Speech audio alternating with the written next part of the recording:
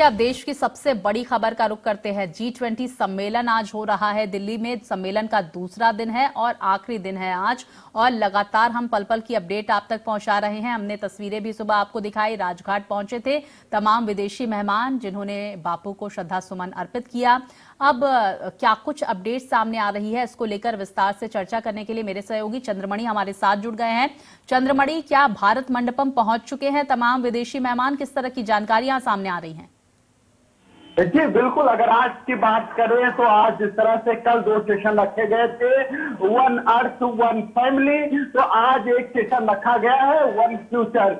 यानी कि जिस तरह से पहले ही वसुदेव कुटुंबकम की स्कीम रखी गई इस कार्यक्रम की, तो उसी के तहत लगातार 3 सेशन रखे गए, जिसमें वन अर्थ और वन फैमिली को लेकर कल सेशन रखे गए थे और आज वन फ्यूचर को लेकर चर्चा होगी। यानी कि समूचे देश का, समूचे विश्व का किस तरह से फ्यूचर सिक्योर किया जा सकता है, किस तरह से फ्यूचर को बेहतर किया जा सकता है, इसको लेकर चर्चाएं होंगी। और कल जिस तरह से देखा जाए कि तमाम मुद्दों पर सहमति बनी है, और उसके बाद में आज जो तमाम राष्ट्राध्यक्षों के साथ मुलाकात होनी है।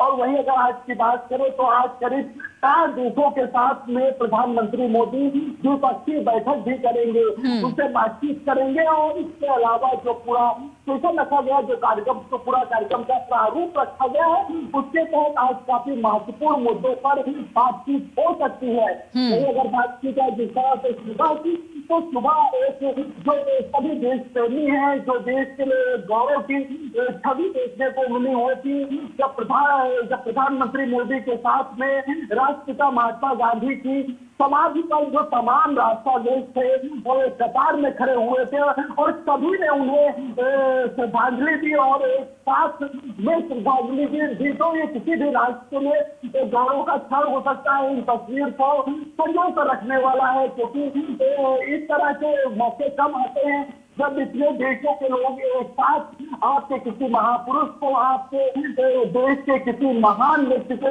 इस तरह से श्रद्धांजलि देते हैं और उनकी विचारधारा के प्रति समर्पण व्यक्त करते हैं। वहीं अगर बात की जाए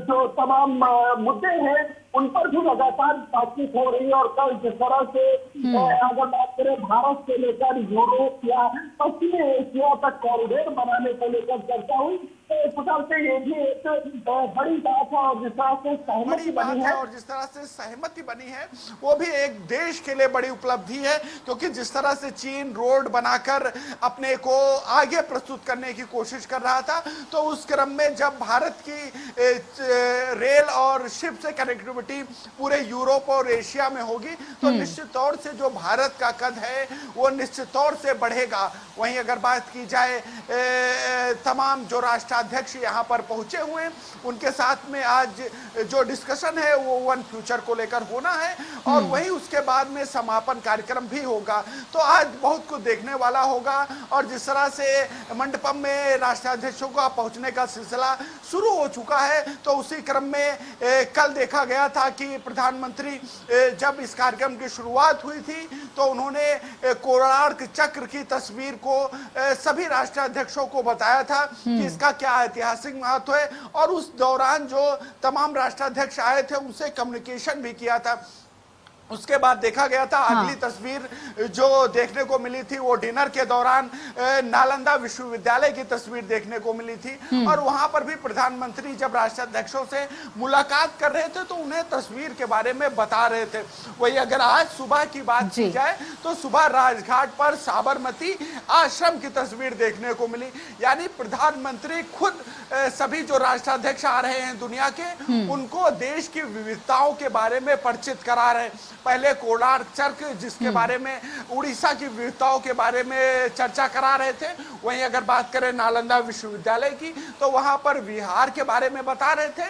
वहीं अगर बात करें जो आज तस्वीर देखने को मिली साबरमती आश्रम की, वहां पर गुजरात के बारे में और महात्मा गांधी के बारे में वो बता रहे थे। तो निश्चित तौर से जिस तरह से राष्ट्राध्यक्ष देश पहुंचे हैं, भारत पहुंचे हैं, तो प्रधानमंत्री जहां आर्थिक और रक्षा मुद्दों पर भी बात कर रहे हैं, हैं और साथ में देश की विविधताओं से भी उन्हें परिचित करा रहे हैं। बिल्कुल, देखिए देश की विरासत प्रधानमंत्री लगातार दिखा रहे हैं। देखिए हम दर्शकों को कुछ तस्वीरें भी टीवी स्क्रीन पर दिखा रहे हैं।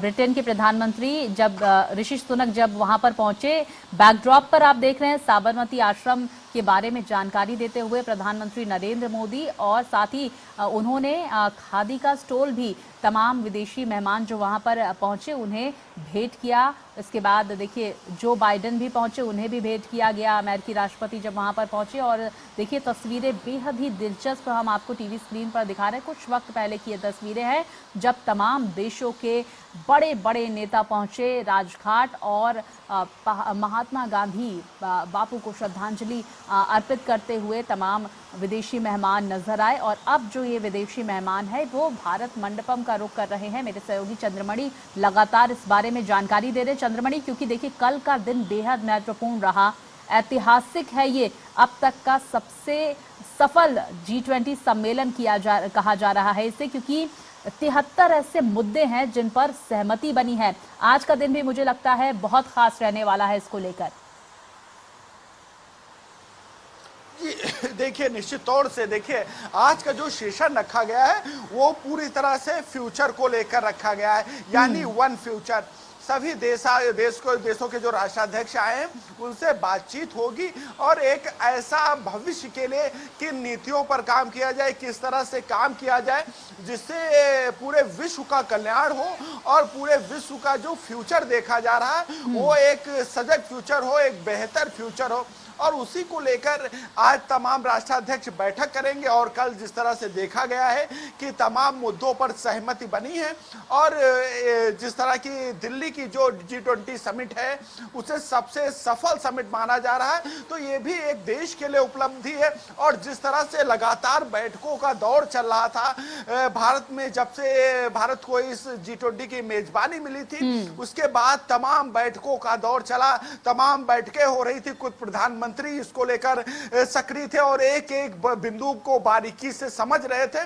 और इन्हीं बैठकों का परिणाम है कि यहाँ पर सभी मुद्दों पर लगभग सहमति बनती हुई नजर आ रही है। और ये बड़ी मुश्किल घड़ी होती है जब एक तरफ रूस यूक्रेन का युद्ध चल रहा है, यानी विश्व लगभग दो खेमों में बटा हुआ नजर आ रहा है। ऐसी घड़ी में भी तमाम दुनिया के राष्ट्राध्यक्षों को एकजुट करना और तमाम जो भारत के संबंध हैं, जैसे रूस से संबंध है, अमेरिका से संबंध है, तो उनको भी एक तरह से निभाते हुए और समझौता बनाना एक भारत की कूटनीतिक तौर पर एक बड़ी जीत कही जा सकती है। और जिस तरह से राजघाट पर भी जो विदेशी मेहमान आ रहे थे उनसे जो प्रधानमंत्री बातचीत कर रहे थे, जो चाहे चीन के पीएम हो या जो बाइडेन हो या ऋषि सुनक हो, सभी से जो प्रधानमंत्री की बातचीत का तरीका था, जो सलीका था, वो बेहद गर्मजोशी भरा था और उधर से भी उतनी गर्मजोशी नजर आ रही थी। तो निश्चित तौर से ये एक भारत की कूटनीतिक जीत कही जाएगी जहां पर सभी मुद्दों पर वो सहमति बनाने में कामयाब हो रहे हैं, जबकि एक तरफ विश्व एक बड़ा युद्ध झेल रहा है। बिल्कुल, देखिए चंद्रमणि, क्योंकि देखिए भारत की तरफ से ही कल ये इनिशिएटिव भी लिया गया था। अफ्रीकन यूनियन जो है वो अब स्थायी सदस्य हो गया है। अब G20 नहीं G21 देश हो गए हैं, तो 55 देशों का संघ है अफ्रीकन यूनियन। और जब अफ्रीकन यूनियन भारत की पैरवी के बाद ये सदस्य बना है तो उसका कहीं ना कहीं लाभ जो है वो भारत को भी होने वाला है, क्योंकि भारत जो अफ्रीकन यूनियन में इन्वेस्टर्स में से सबसे बड़े इन्वेस्टर्स में से एक है। इसके साथ ही हम, क्योंकि देखिए लगातार हम ऋषि सुनक की तस्वीरें भी दर्शकों तक पहुंचा रहे हैं। लोग जो है, भारत की जनता काफी खुश है जब ऋषि सुनक यहाँ पर आए, ब्रिटेन के प्रधानमंत्री। दामाद इन्हें कहा जा रहा है। और देखिए जब वो राजघाट पहुंचे उससे पहले अक्षरधाम मंदिर पहुंचे, उन्होंने वहां पर दर्शन पूजन किया अपनी पत्नी अक्षता के साथ ही साथ साधु संतों से भी मुलाकात की। तो देखिए जो तमाम लीडर्स हैं वो भी काफी उत्सुक हैं इस सम्मेलन के साथ साथ भारत में आने को लेकर भी। जी देखिए, भारत की भूमि विविधताओं से भरी है और दुनिया के किसी भी कोने में आप भारत का जिक्र करेंगे तो वो विविधताओं का जिक्र करेगा। और यहाँ की संस्कृति से सभी परिचित हैं कि वेदों पुराणों की संस्कृति है। अगर बात करें सभ्यताओं के तौर पर तो सभ्यता जहाँ से उभरी उसे भारत कहा जाता है। तो निश्चित तौर से भारत के बारे में सभी लोग जानने के उत्सुक रहते हैं और यही कारण है कि जब कोई राष्ट्राध्यक्ष भारत आता है तो वो यहाँ की विविधताओं से परिचित होना चाहता है। वहीं अगर मुद्दों की बात की जाए तो मुद्दों में जिस तरह से अफ्रीकन यूनियन को शामिल किया गया है और जब भारत मेजबानी कर रहा है तब अफ्रीकन यूनियन को इस G20 में स्थायी सदस्यता मिली है तो वो काफी मददगार होगा। और निश्चित तौर से अफ्रीकन यूनियन इसलिए उसका सॉफ्ट कॉर्नर भारत के लिए जरूर होगा कि जब उसकी अध्यक्षता थी तब उसे स्थायी सदस्यता मिली। अब बात की जाए G20 के नाम को लेकर तो ऐसा कहा जा रहा है G20 का नाम परिवर्तित नहीं किया जाएगा और G20 का नाम G20 ही रहेगा। हालांकि अफ्रीकन यूनियन को शामिल किया गया है, उसके पहले यूरोपियन यूनियन भी थी, उसके भी देश शामिल थे, अब अफ्रीकन यूनियन है। तो वो किस तरह से निर्धारित होगा ये आगे तय होगा, लेकिन अभी जो नाम है मौजूदा वो G20 ही है। और आगे भविष्य में देखने को क्या मिलता है कि किस तरह से नाम परिवर्तित होता है, क्या अफ्रीकन यूनियन के शामिल होने के बाद में कुछ परिवर्तन आते हैं, किस तरह से नियम कानून बनते हैं, वो भविष्य की बात है। लेकिन ये बात जरूर है कि अफ्रीकन यूनियन शामिल कर लिया गया है। और आज जो है अगर बात की जाए तो वन फ्यूचर को लेकर बात होनी है, जिसमें अब देखने वाला होगा कि फ्यूचर को लेकर क्या बातचीत की जाती है। कि इसमें ये भी एक महत्वपूर्ण होगा मुद्दा अफ्रीकन यूनियन को लेकर कि जिस तरह से अफ्रीकन यूनियन को शामिल किया गया है उसके बाद G20 के सदस्य किस तरह से फ्यूचर को देखते हैं, किस तरह से जो अफ्रीका है वहां पर निवेश और तमाम मुद्दों को लेकर चर्चा होगी। क्योंकि ऐसा देखा गया जो हमारे देश का पड़ोसी मुल्क है चीन, उसका अफ्रीकन देशों में काफी निवेश देखा जाता है और उसी के आधार पर वो अपनी जो प्रेजेंस है वो बढ़ चढ़ कर विश्व स्तर पर रखता है। तो अब भारत भी उसी क्रम में है और उसे बेहतर करने का प्रयास कर रहा है। तो निश्चित तौर से ये जो बैठक है वो भारत के लिए भी महत्वपूर्ण है, अफ्रीकन यूनियन के लिए भी महत्वपूर्ण है और पूरे विश्व के लिए महत्वपूर्ण। बिल्कुल, देखिए पूरे विश्व के लिए महत्वपूर्ण है क्योंकि देखिए चंद्रमणि ने भी जिक्र किया, हमने आपको बताया कि वन फ्यूचर थीम पर चर्चा होगी और उससे पहले पौधारोपण समारोह होगा जिसमें तमाम विदेशी मेहमान भी शिरकत करेंगे और एक मैसेज देने की कोशिश की जाएगी कि भाई पर्यावरण को बचाना है तभी फ्यूचर संभव है। बहुत शुक्रिया करूंगी आपका चंद्रमणि, तमाम अपडेट्स आपने हम तक पहुंचाई। मेरे साथ इस बुलेटिन में फिलहाल इतना ही। खबरें लगातार